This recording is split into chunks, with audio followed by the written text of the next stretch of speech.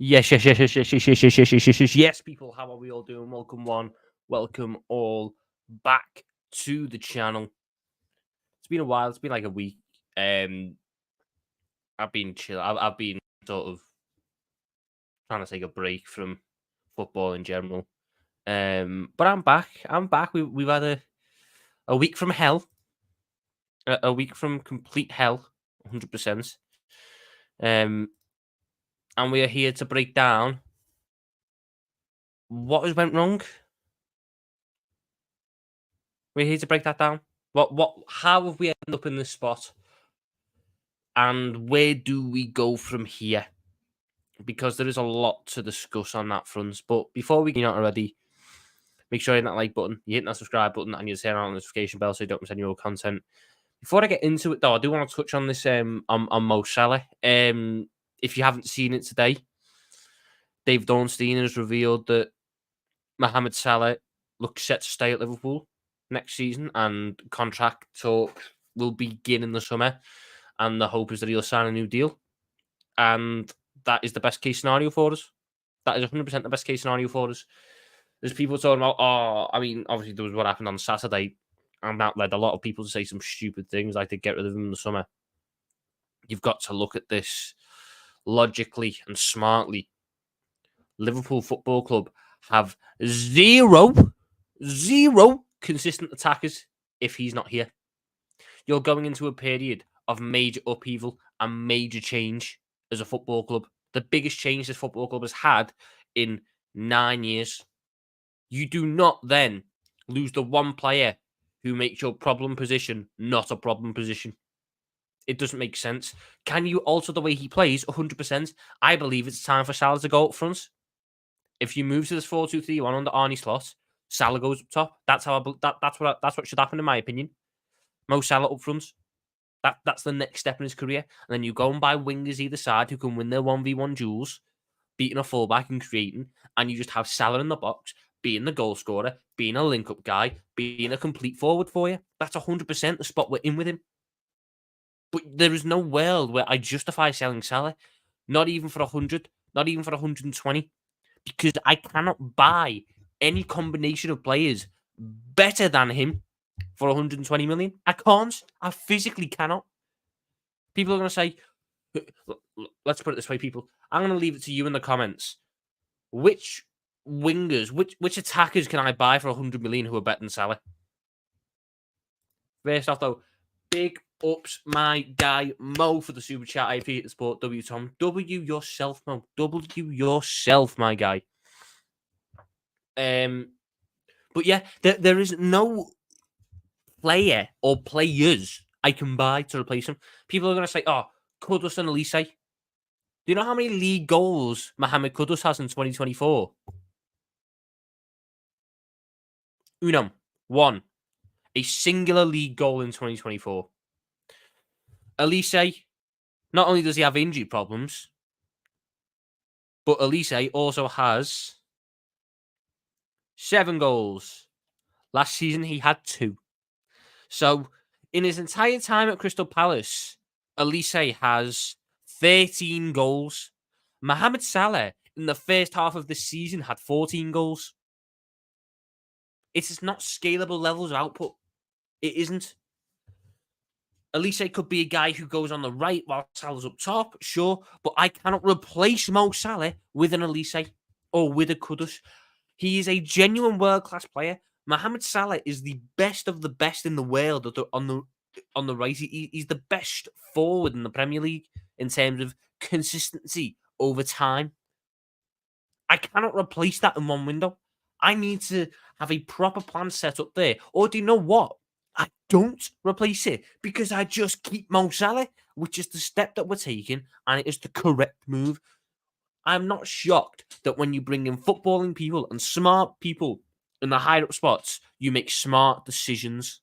You make smart decisions. There are forwards that have to move on.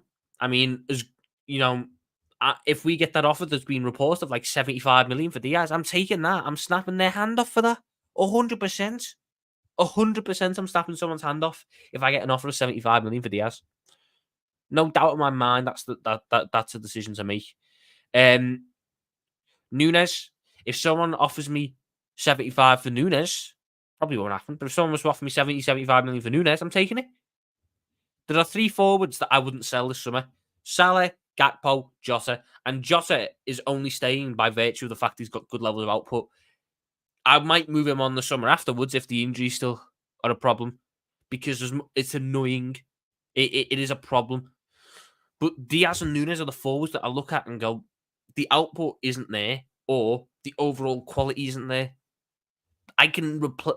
Diaz is the most replaceable player in that front line. I will tell you that right now. No one can ever change my mind on that. Diaz is the most replaceable forward in that front line because he's not. He's just your archetypal winger. He doesn't do anything differently. He's not like this unique force. He is just. I can find wingers like that. Mane was a unique force. 100% Mane was a unique force. Mane had everything you'd want as a winger. Diaz is just your archetypal winger. Diaz is like a.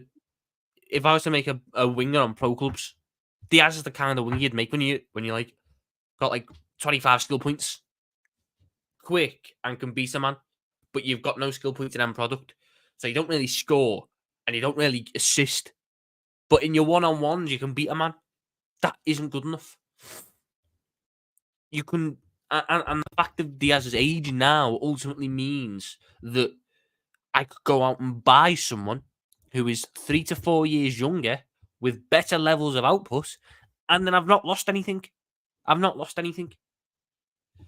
I think, look, if I get good money for Diaz, he can move on. 100% in my mind, he can move on. I could replace him with Somerville. I could even replace him if we wanted to spend a little bit more money with Nico Williams from Athletic Bilbao, who I think is... If you got Somerville and Nico Williams in, that's your left-hand side sorted for years. Years. Because not only can Somerville go on the right if needs be, both of them are fantastic off the left. They're very versatile wingers. They're the type of wingers that Edwards would be all over. 100% in my mind. So, Diaz is the most replaceable. Nunes, as good as some of his underlying numbers are, we do have the issue of the overlying number of most big chances missed in the last 2 years. That is the overlying number that I cannot appreciate. And it is a problem. So, if I get good money for it, I'll move him on. Especially if I'm keeping both Jota and Salah. I've got 2 strikers there. But enough about that. I'll probably touch on bits and pieces with the rest of the team. But I mean, to talk about the last 2 games. And we're going to start off with the most embarrassing performance of the season. 2-0 away at Everton. There is one game I don't ever want Liverpool to lose. There is one game in every season that I cannot stand Liverpool losing. And it's Everton. It's fucking Everton. I cannot stand losing against Everton. Living in and around the city, the amount of shit I get if Everton do anything good, and the amount of shit I give out, it's part of the appeal of it. But when you lose to Everton, they give it back like you've never seen. Losing to Everton is a non-negotiable, and we lost in the most embarrassing fashion on Wednesday. 0 fight, 0 desire, 0 quality, basic schoolboy errors letting us down again and again and again and again. Time and time and time again, we are being let down by basic errors recently, by stupid errors, by lapses in concentration, by moments where you sit there and go, how have you possibly made that decision? How have you possibly come to that conclusion as a footballer? Everton came in there with one game plan. Set pieces. Everton knew set pieces and hold up play through Calvert-Lewin were the ways to get something out of this game. And obviously, at the time, I agree with the move of Canate. Canate up against Calvert-Lewin is the kind of guy to, is the kind of guy you want there, a physical centre-back who should win his duels there. I can't remember Canate winning a duel, which is a problem. And when he's not winning duels, he is fucking useless on the ball. So he's a net negative in that sense. But they kept getting the set pieces because we kept making stupid fouls in the middle of the park. Don't get me wrong, I think half of them weren't fouls. Half of them probably weren't fouls. But when you're in a derby and you're seeing the referee make decisions like that, you need a little bit of common sense and a little bit of game sense to go, maybe it's time to ease off the tackles a little bit for now. Try and draw a couple of instances where they go down looking for a foul and don't get one and it changes the referee's view. But all we done was we kept giving them set pieces. We just kept fouling and kept opening that door for them to get these set piece opportunities, which is what they needed. And somehow they didn't score any in the first four, but then they get the fifth one because as McAllister goes to clear it, fucking Canate sticks a random leg out and knocks it into the path of Branthwaite. Stupidity. So yeah, they go 1-0 up. They've got something to hold out for. And then we just struggle against set piece number 2, a corner. I hate zonal marking. Let's keep it real. I hate zonal marking. I think it is the most stupid system in football because it has zero accountability. No one takes accountability in zonal marking. No one. And that's not the way to play football. That's not the way to be as a defender. You need accountability. You need accountability. So when I'm seeing 3 players crowd a zone and one of them win the ball and everyone just sort of looks at each other and point fingers at each other, that's crap. That's awful. That's not the way to be.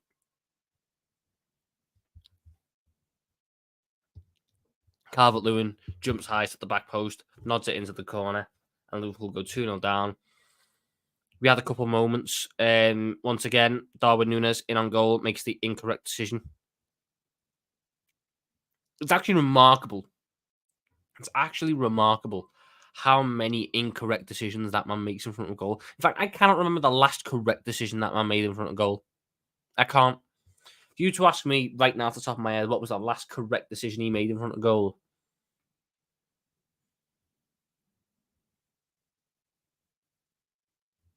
Maybe Sparta Prague? Maybe? But I wouldn't really say it was a decision to be made. I think that was just a sort of hopeful effort.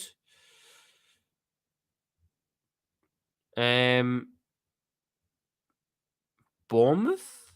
I don't know. Like you asked, I can't think of the last correct decision he made in front of goal. He just makes the incorrect decision. He goes near post when he should go far post. He blasts it when he should place it. He tries to place it when he should blast it.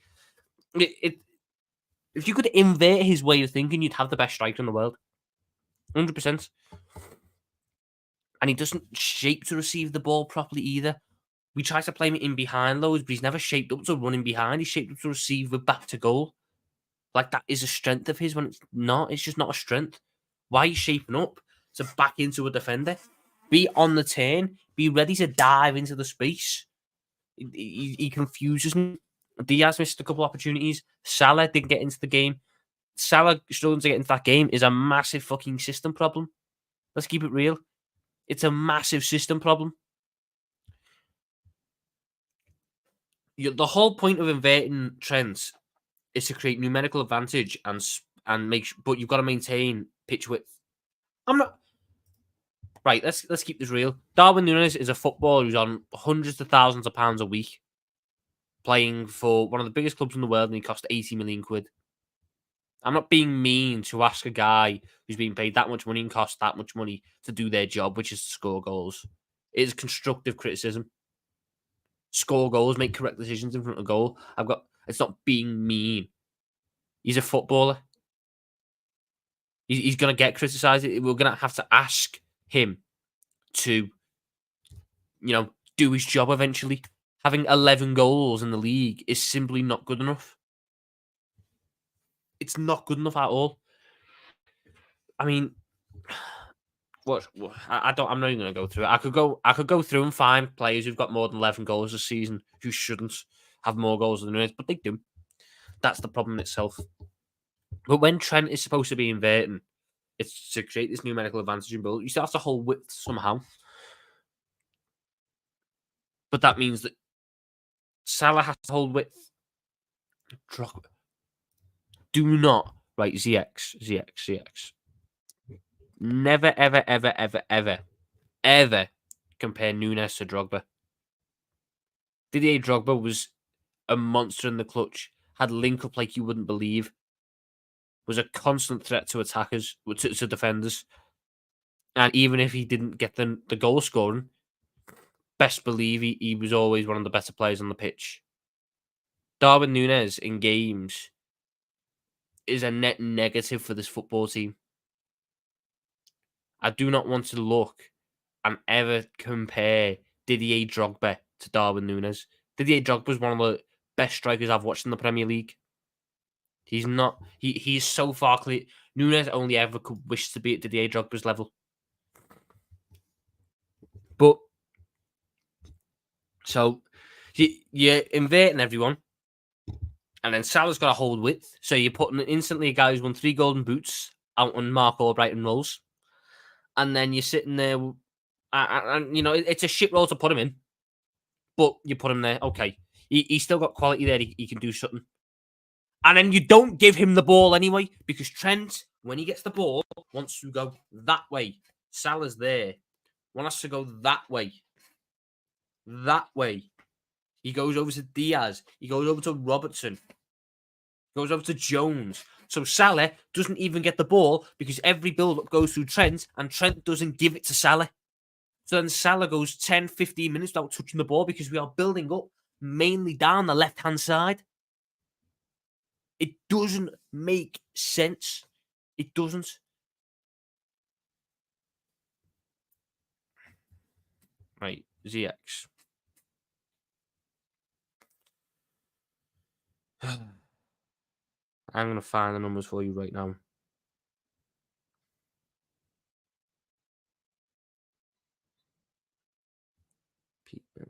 Because whether people like it or not, numbers are the key factor in being a forward.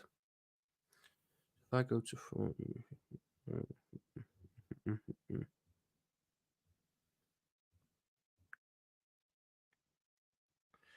Didier Drogba in his career has 104 goals. He has 104 Premier League goals in 254 games. Didier Drogba has had multiple seasons where he's got 20 goals. He's got 20. The man got 29 goals in 33 appearances one year. 29 goals in 33. Darwin Núñez is never fucking doing that for us. Never. Never in a million years. And that's not even including the finals in which Didier Drogba has won games for Chelsea. Do you see Núñez single-handedly winning Liverpool Champions League final? I don't. Do you see Núñez single-handedly winning Liverpool 3 FA Cup finals? I don't. Do you see Núñez single-handedly winning a couple of League Cups? I don't. That's what Drogba did.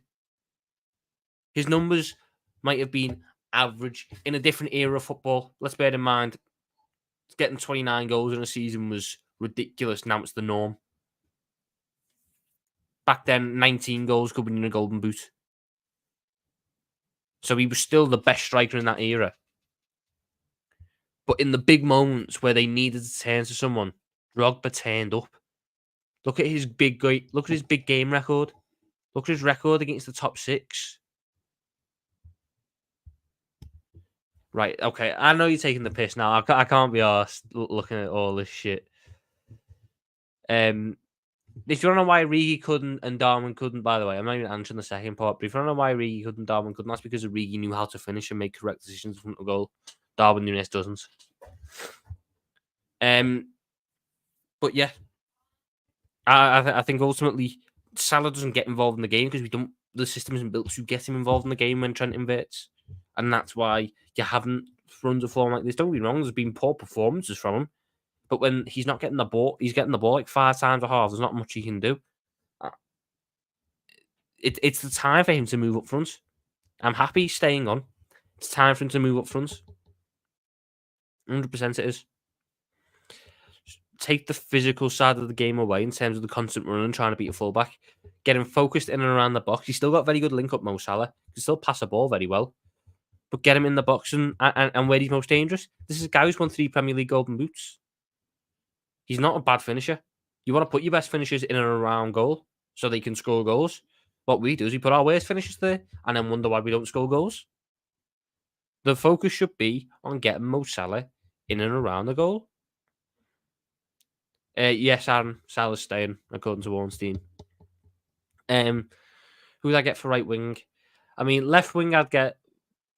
There's 4 names that, based on the way Slot likes wingers playing, which is guys who can beat a man and take on a guy and produce after that. The names you're looking at are Somerville. You're looking at Nico Williams from Bilbao. You're looking at Kudus from West Ham, and you're looking at Edon Zegarova from Lille. I don't see us shopping out in like the Eredivisie again, to be honest.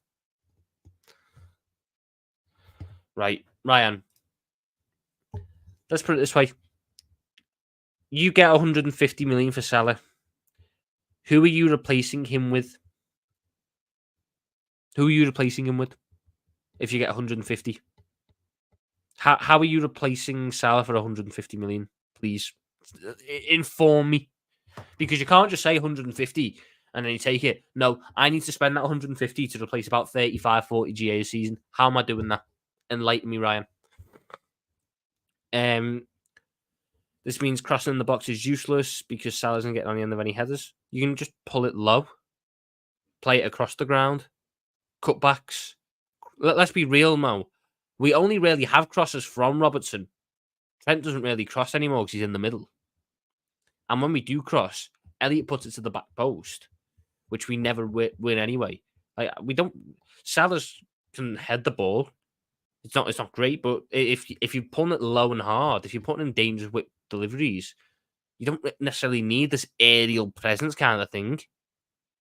You just need to be putting good opportunities in from wide areas.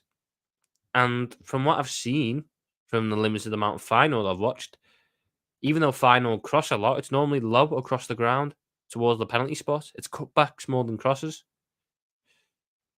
That's the kind of thing. So I'm not necessarily me putting Salah up front. I'm happy to lose the crossing aspect of the game because you can just cut back 100%. No, I'm only doing this to. Salah should stay because he's our best player. But Salah's also going to sign a new contract, according to all reports. If he wasn't going to sign a new contract, I'd try and get rid of him because I can't lose him on a free. But everything states that he's likely to sign a new deal. So why would I get rid of him?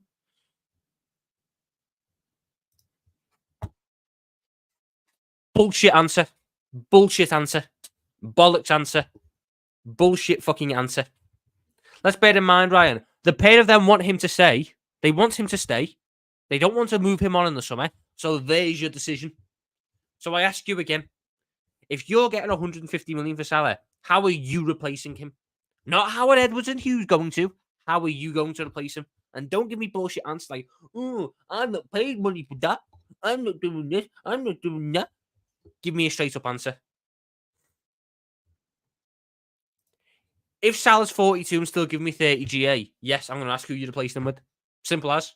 If he's still performing at the top level of football at 35, 36, 37, challenging for Premier League Golden Boots, challenging for Playmaker Awards, still being an overall threat for Liverpool, why would I get rid of him? Doesn't make sense. But we then move on. Everton was crap. We move on to West Ham. A lot of changes made. A lot of changes. Elliot came in. Gakpo came in. Back in. Endo came in. Gravenberch came in. Kind of guys like that. And we had a 15-minute spell. We were very good. And the rest of the game, the same problems were there. The same problems were exactly fucking there. No quality build-up. Chances fall to the wrong people. Defensively, we look so exposed. We look like a team that needs the season to end. We look like a team that is begging for the end of the season, begging for the campaign to be finished. That's what this team's after. They are on their knees for this season to be over. and they're gonna get the wish, and they're gonna end up getting a decent season end result. I'll go back to it. At the start of the season, I wanted Liverpool to finish third and win a cup. Liverpool are ultimately going to finish third and win a cup.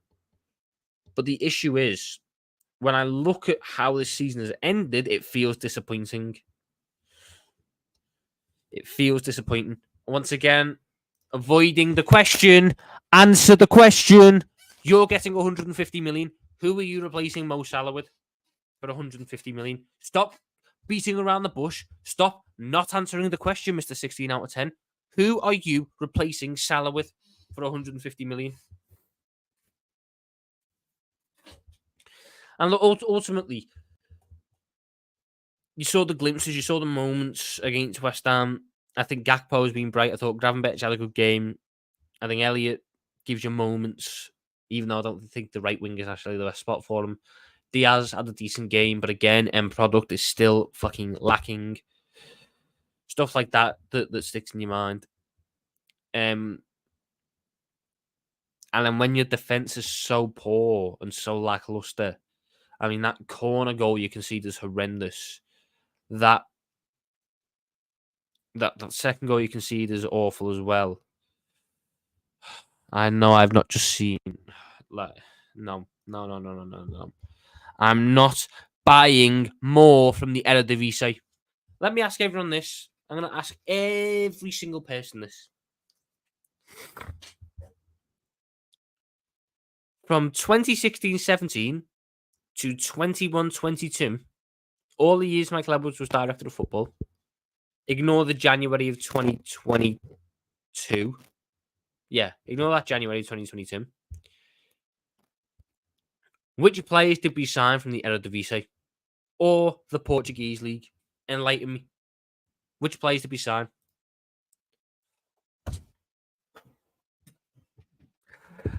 You seriously think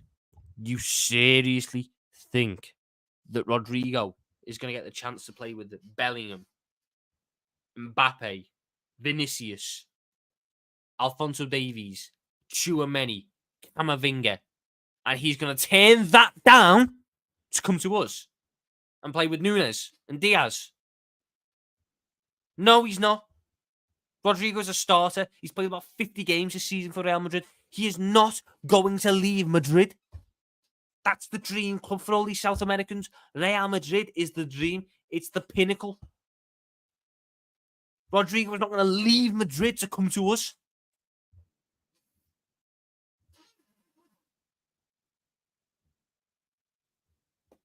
Rodrigo? I'm serious now. Give me a realistic one. Oh, you know what? We'll sell Salah and we'll buy the 17-18 version of Salah. He'll just go in a time machine and come back. No. You're not going to get Rodrigo to lead the best club in the world, which is only getting stronger, only adding the best forward in the world. He's not leaving there to come join us. Are you mental? Fucking hell. If you think Endrick is starting ahead of Rodrigo, there's no point. You think Endo starting ahead of Rodrigo, there's no point. Big ups my guy Nathan. Kudus is the truth. Kudus is fun to watch. Kudus is exciting. Kudus also has one league goal in 2024. If you're telling me you're going to sell Salah and just buy Kudus, we are in a problem where, once again, we lack output. Kudus isn't suddenly going to turn into this 30-goal-a-season winger. I like him. I think he's a very good player. I think he's very exciting to watch. I think if you kept Mo Salah and put Kudus on the right, I think you've got a real good partnership there. It's going to get fucked up by AFCON in January eventually, but it's a real good partnership there. But he's not the guy who you just go out and buy to replace Salah with. I just don't see it personally. But this has just shown me that ultimately you're not going to get Palmer. By the way, I know a couple people said it now. You're not going to get Palmer from Chelsea. He's like the only good fucking player. They are not going to sell Cole Palmer this summer. So you can forget about that one, people. Cole Palmer's not leaving Chelsea. So you're now in a spot where you look at the squad that we have, and you've got to look at the holes. And the holes in the squad are centre back, especially in build up, left back, DM, wingers, and striker. Now you can address one of them by moving Salah up front. You don't need a striker then. If you move Salah up front, you don't need a striker. And you can prolong Mo Salah's career at the very top. So then you need minimum 2 wingers, probably closer to 3. But you need minimum 2. You need at least 1 DM, minimum 1 left back, and minimum 1 centre back. But you could need more than that. Could need more than that. That is a lot of overhaul that needs to be done in the squad. A lot. Right. I'm going to find the stats here.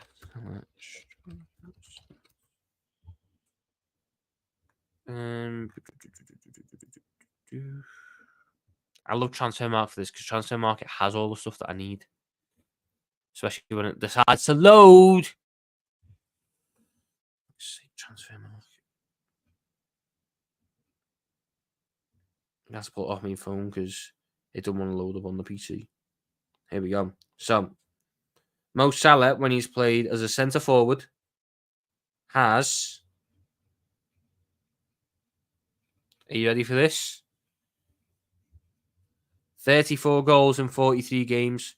For Liverpool, it is 2, 4, 40, 2, 4, 16, 17, 18, 19, 20, 21. 28 goals in 1, 2, 3, 4, 5, 6, 7, 8, 9, 10, 11, 12, 13, 14, 15, 16, 17, 18, 19, 20. He's averaging pretty much just shy of a goal a game as a striker. Just shy of a goal a game as a striker. So he can play up front. 100% he can play up front. He's not too weak. Salah's biggest thing is his strength. He holds off defenders stronger than him. Was Bobby stronger? Was Bobby too weak to play the 9? Because Salah's stronger than Bobby. I don't see that one. You definitely need a left back, by the way. 100% you need a left back. Robertson's 29, getting worse. Simicast is 28, just generally worse. Generally shit. And the left back in slot system does so much crucial attacking work that they need to be good in the final third. And Robertson is at best inconsistent and old and declining. So he can be a backup, but you need to buy someone. Gomez. Mo. I've just described what an Arnie slot left back is. It's a high flying attacking wing back who is a goal scorer at points in the final third, but overall an attacking threat in the final third. Joe Gomez is many things. Joe Gomez is not an attacking threat. You need to go out and buy a left back this summer. You have to. There's no other way about it. We've delayed the position for so long. You have to go out and buy a left back this summer, especially whilst there's some good options there. Because for all we know, we could get to next summer. We could gamble on, we're all right for it. We'll go next summer. And then next summer, there's no one there. And then we're sitting there going, fuck, we've got no one. But Robbo was perfect for it. Robbo is no longer perfect for it. Andy Robertson now is wildly inconsistent in the final third. Wildly. I love Robertson. Robertson could be a fine backup. Robertson is not the long-term solution to that spot. He's not. He's got 2 assists this season. 2 assists in 21 games. How many chances he created? He's only got an expected assist of 3. Like, that's not good enough. He's got 4 successful dribbles. He's got 28% dribble success rate. It's not good enough. It's not good enough, unfortunately. For me, priority positions are wingers, DM, centre back, left back. But you have to buy all of them in a window. You have to buy all of them. You have to. You have to get your 2 wingers in. You have to get a DM in. You have to get a centre back in. You have to get a left back in. You need 5 transfers. You need 5 transfers. 100% you do. 100% you need 5 transfers. It's time for the overhaul the squad needs. And when you're getting Edwards and his team in, people who are the best in the business at what they do, you trust them implicitly. That's why Arnie Slot is coming in and being a head coach. He's being a head coach next year. He's not really going to have control of the transfers. He'll get a say. He'll be in the recruitment meetings. He'll get to say, oh, I think this is okay. I think this is okay. But ultimately, he ain't having the final say. He ain't identifying the targets. And that's the way it should be. You need a DM. I said you need a DM, but that's it. Szoboszlai plays your 10. Szoboszlai's your 10 with Fabio Carvalho or Elliott there. Ultimately, that's going to be your options. I'm realistic. That's the thing. I'm realistic. So that's your 10. And then your DMs, Jones, McAllister, Gravenberch, Endo, Bajcetic. Now, even if one of them was to move on, you still need that top DM. You still need that top DM in terms of, partnering McAllister and being as good. But in terms of the backups who will play in cup games, I'm fine with Jones, Gravenberch, Bajcetic there. That's fine for backups. Especially when you consider Bajcetic has so much potential that I kind of want him to get game time next year and want him to realise that. Oh, who's blowing my phone up here?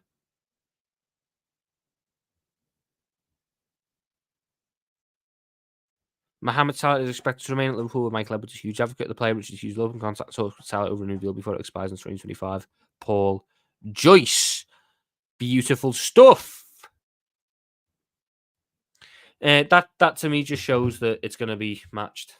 The ambitions are going to be matched, and we're not expecting to challenge for top 4. Ian Matson would be a dream left back, by the way. Gidges has just said it. Ian Matson would be the dream left back. If I could buy any left back in the world, I'd buy Ian Matson. In terms of who is available for me, Ian Matson ticks all them boxes. He's young, there's the potential there, but he's such an attacking threat, and he's pretty solid defensively. Then you've got Aitnoni. Then you've got Kerkez. They're the guys you want. Right. Let me adjust this.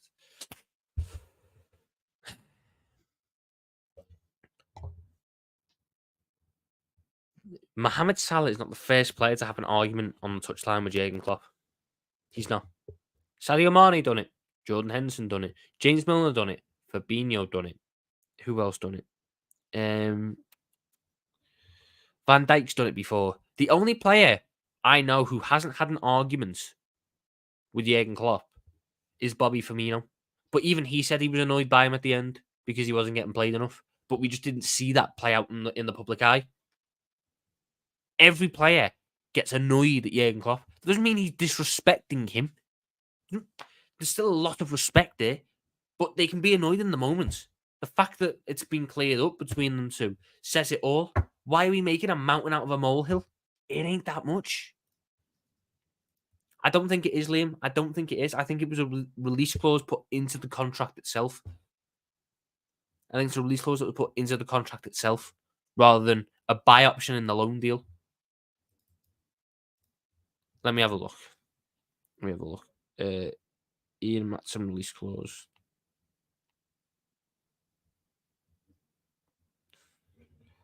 Yeah, it's a release clause. Ian Matson, who joined Borussia Dortmund on loan from Chelsea earlier this season, has a 35 million release clause in the new contract that can be triggered from the summer of 2024. It's a release clause. It's not a loan obligation thing. Right. Big ups for the super chat, Ryan. But let's address this. McAllister, median till November. Then until April, he was sensational. Then being poor again. All the evidence at this moment points to a purple patch player.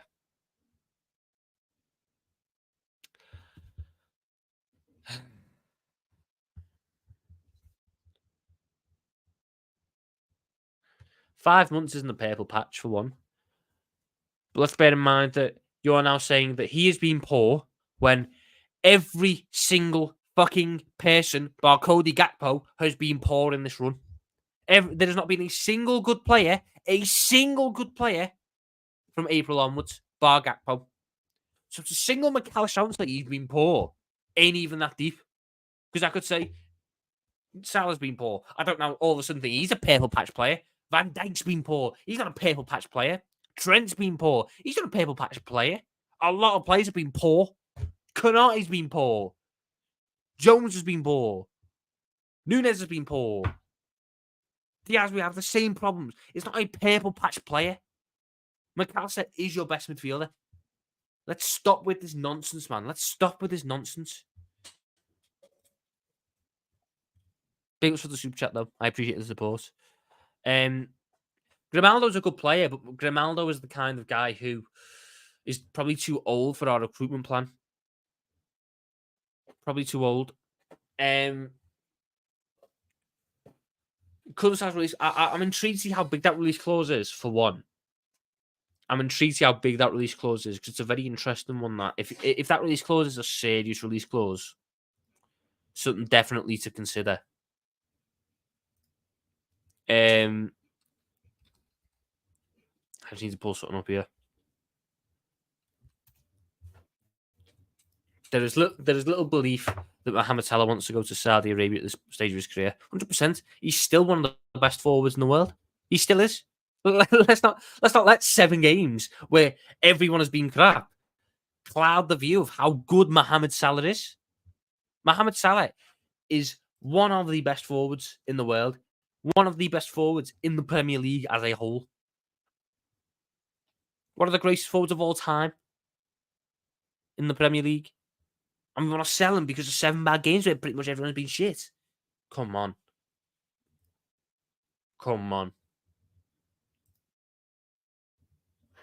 Let's do this. I need to do this. You move Salah up front. That's the step, in my opinion. Salah has to go up front now. If you put Salah up front, you're going to prolong his career and you're going to have more success. It's the logical step. And I will ask this question to every single person who says we should sell Mo Salah. How are you going to replace him? How are you going to replace him? Right, I want to address this right now. Because I've seen this a lot today. Arne Slot, from what I know, his system is very high pressing, and the guy who leads the press is the number 10. I'm not going to put Salah as the number 10 in a high pressing system who's supposed to lead the press. I want Salah to do as little running as possible. And be focused on getting in and around the box. I want someone with an engine to be that 10. I want Szoboszlai to be that 10, not Salah. Salah can still do link up from striker, but you get him closer to goal. That's the correct step. Get Salah closer to goal. Get Salah in the penalty area. He can still do link up. He can still drop in around. He can still be... It's not like it's going to be a rigid 4-2-3-1. It's going to be a fluid system. But you need a setup where Szoboszlai or Carvalho or Elliott, younger players with an engine, are behind Mo Salah. Salah's not ready. Salah at this stage in his career is not a 10. He's not a 10 at this stage in his career. It doesn't make sense for him to be a 10 at this stage in his career. It doesn't. You buy wingers. So look, Slot's 10 is the main guy pressing, and the wingers are basically ISO guys. I'm going to use a basketball term. The ISO guys, they go 1v1. Szoboszlai in a 1v1 kind of guy. Szoboszlai is a 10.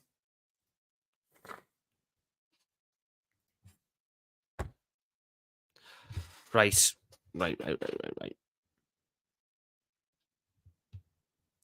I ask you, who has turned up? If Salah's not turned up, Salah's not turned up. Who has turned up? Ultimately, if we didn't have Mo Salah, we'd be 3-4 points worse off in the league. So that would have been done already. And the system is crap anyway. Why are we so desperate to push a fucking Salah agenda? The only reason we are in a fucking title race is because of Mohamed Salah.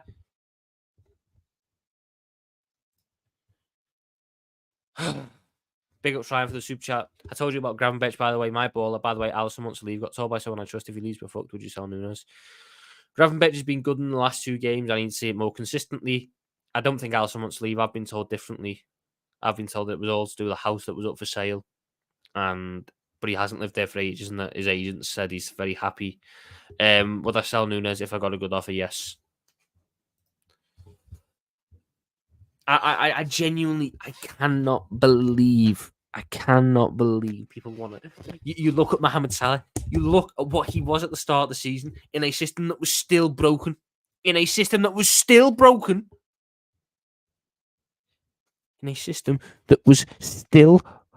Fucking broken. Mohamed Salah had the most goals in the Premier League, the most assists in the Premier League, was the unanimous best player in the Premier League. He goes AFCON and gets injured, and now all of a sudden he's washed his shit, he's this, he's that.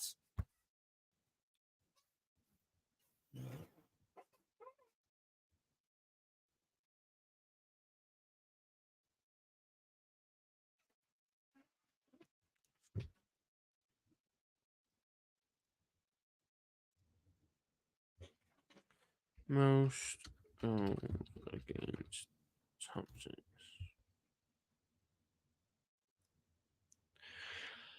Mohamed Salah is not clutch, yet Mohamed Salah has the 5th most goals. Is it the 5th? No, the 6th most goals all time against the Premier League top 6, whilst having the best ratio in that time. He has the best ratio in that time for goals against the big 6. Mental. And that's not even including GA. If I included assists on top of that as well, so I'll be 4th or 3rd. How many goals in finals? Christian, I'll put it this way. Liverpool under Jurgen Klopp have been in, I'm not including fucking like Community Shield and shit. We've been in, so you got Champions League, 3 Champions League finals, a Club World Cup final, 2 Carabaos, and an FA Cup. Van Dijk has 1. Mane has 1. Salah has 1. Origi has 1. Firmino has 1. There you go. They've all got 1. We don't have some big game final player, do we? No. We just got players who... We have a team that's set up like that. Stop with this fucking agenda, man. Stop with this agenda. Big up Ryan. He says, look at Haaland yesterday. His team needed him and he came on and delivered. Certain right side of the forward needed to take notes. He's been shambolic. The whole team has been shambolic. I am not placing the blame on one man who, let's bear in mind, still created 2 big chances against Everton, but fucking Nunes missed them. If you want me to look at anyone who's turned up, it's my fucking striker, because their striker turned up. Why hasn't mine? Why is mine not turned up? Why is my £80 million striker missing simple chances? Why is my £80 million striker trying to scrap with refs at the end of games where he's been horrendous? But you want to point fingers and have a go at Salah for doing everything right. What more do you want him to do? What more do you want him to do? He can only create so many. He can only create so fucking many. That's all he can do. But when Nunes and Diaz and Gakpo and Jota are missing chance after chance after chance after chance after chance, what more can he do? It's not like he's getting in the position to score goals because he's not allowed to, because the system doesn't allow him to. So I can't have a go at him for not scoring goals, can I? When he's being chucked on right wing like fucking Mark Albrighton. Come on, man.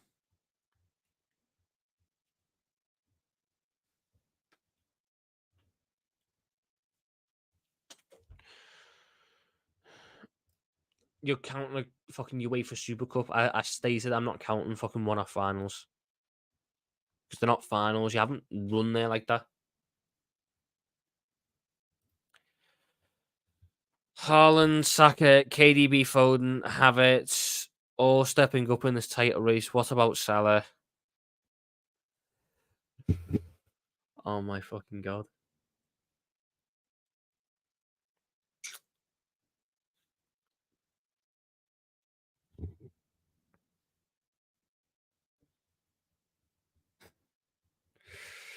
Not even gonna reply on that shit, man. Not even gonna reply. I can ask you where Diaz is. Where's Diaz? Oh, he's beating a man. He's beating a man. I think the first man with the cross. Come on, yeah. Oh, he's missed again. He's had 7 shots and missed again. Yes. Nunes. Where's Nunes? Oh, he's missed again. But it's okay though. He runs. He runs. He tries hard. He runs and tries hard. Yeah. Go on. He runs and tries hard. Yeah. What about this? What about if we think about it? What about Josh? Where's Josh in this running? Oh, he's fucking injured. He's injured again. He's injured again. He's playing foot champs. This Premier League team of the season now. We could have done with a win against West Ham. Where is he? He's getting 20 on FIFA. Woo! Yeah! Gakpo. Where's Gakpo? Oh, he's in a hospital because his bird's pregnant. Put a rubber on it next time, lad. Be more considerate about where we are in the title race instead of having to miss a game because you're going to watch the birth of your kid. Sure, it's the greatest moments of your life, but do not think about the implication that would have on our season. Do not think about how damaging that was to our season. You're our most informed forward. And you want me to have a go and question where the guy who is the reason we are in this position has been, despite him coming back from an injury. Come on. Christian, let's not do this, man. Let's not do this. Because if you want to do this, we won that trophy without Trent. Where was Trent this year? We won that trophy without Nunes. We won that trophy without Nunes. Where was Nunes? Where was Nunes? Where was Nunes? Where was Nunes? He wasn't there. Where was Nunes? Where was Trent? Where was Szoboszlai? Where was Szoboszlai? We had to play fucking 5 kids because we had no one fit.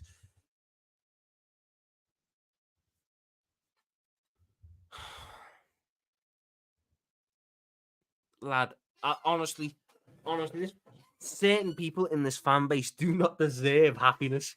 What are we doing? Selling Salah? What are you doing? We won it without Alisson. We should just get rid of Alisson because we won it without Alisson. You know what's funny, Liam? Alisson comes in, we start losing games. Alisson comes in, we start to lose games. Maybe we should just get rid of Alisson. I'm going insane, people. The stuff I'm reading, I'm going insane. Man. Oh my god. Yes, big ups, Troops. As Troops said, where's the other one? 16 out of 10 comment from Ryan. 100% is a 16 out of 10 comments. 100%. Salah's supposed to be on me. Go to guys on more. What's he on about? He hasn't been. The system doesn't work that way. It doesn't work that way. You're making me pull up the fucking tactics board. I cannot believe at fucking 1:30 on a Monday morning I'm having to pull up a tactics board to show people how it works. Right.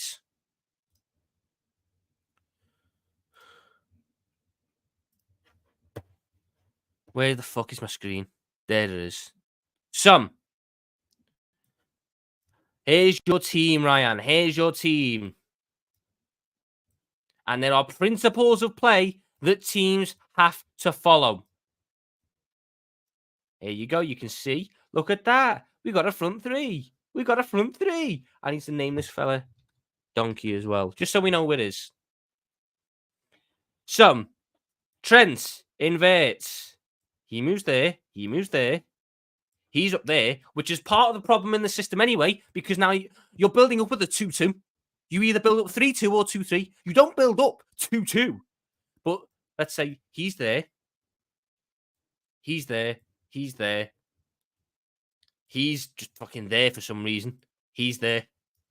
So Mohamed Salah has to, by logic, because otherwise, if you want Mo Salah to go there, Who's there? We've got no one out there. There's no width. We just become all forced over this side.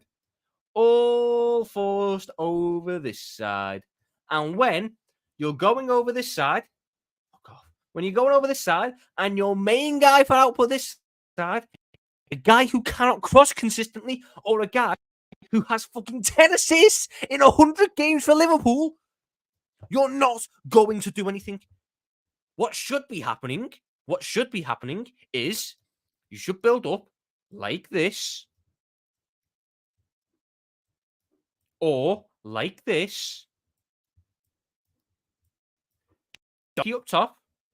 Donkey can go up top, but Soboslai rotates out there.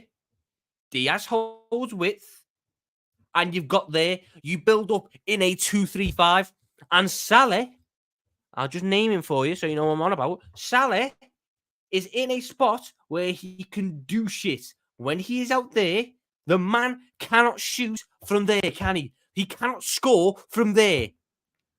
This isn't FIFA. He can't green time a shot to go in from there, can he? No. So all he can do at this point is create whipping crosses. He fucking still has the most big chances created in the Premier League. But Donkey misses them. What more do you want Salah to do when Donkey, Ito, is hitting the bar? Do you know Liverpool have hit the bar 20 times this season? And fucking Donkey is responsible for half of them.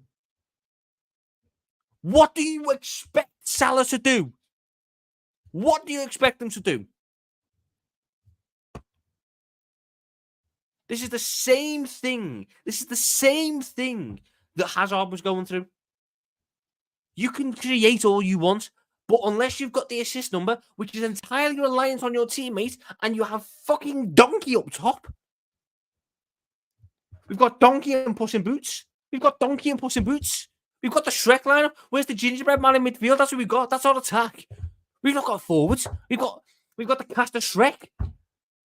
And you expect Salah to still turn up when the system, I will explain it to you again, the system isn't built like that. As I said, we are flawed in how we build up. We end up with something like this.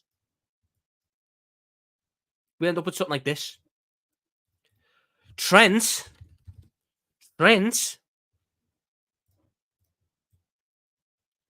doesn't play this pass, does he? No. Trent, as a footballer, plays this pass. Woo! Woo! Woo! Woo! Do you know what that does? Goes away from Salah. So you want him to get the ball. You want him to get the ball when they don't even pass it to him. What do you want him to do when they don't pass to him? Honest to God, the agenda against Mohamed Salah is mental. People are so fucking ungrateful for this man and everything he's done. And he's not washed. He's not finished. You don't do what he's done this season, despite if you're washed and finished. You don't. He needs pre-season. He needs a break because all we've done after he's come back from injury is run him into the ground. That's all we've done. You know who we miss? You know who we miss as well? You know who we miss? I can't believe I'm saying this. You know who worked very well with Mo Salah? Connor. Because Connor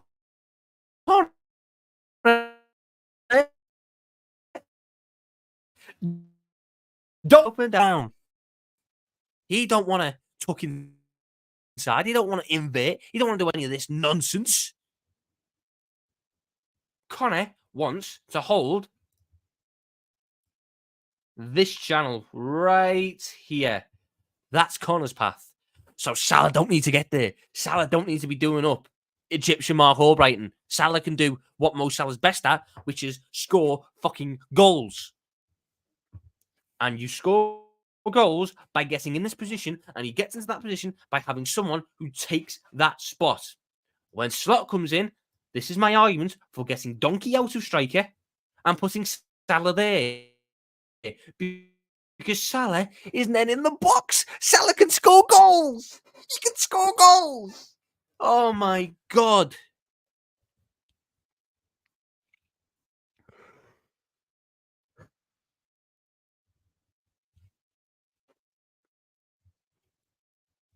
I cannot with some people, man. I've got to go on Footy Judge Mo now. I've got to go on Footy Judge Mo. Um, and try and explain this shit. I cannot believe people want to get rid of Mo Salah and say he's washed and sell him, and then they try and replace him with fucking Rodrigo. Who's not going to leave Madrid. Who else are we going to get? Fucking Elise. Cut us with 1 league goal this year. Oh yeah, cut us. Woo! Fuck off, man. I'm gonna go though, people. I appreciate the support on the stream. It's been a very entertaining one. It's gonna redirect you straight to Footy Judge Mo.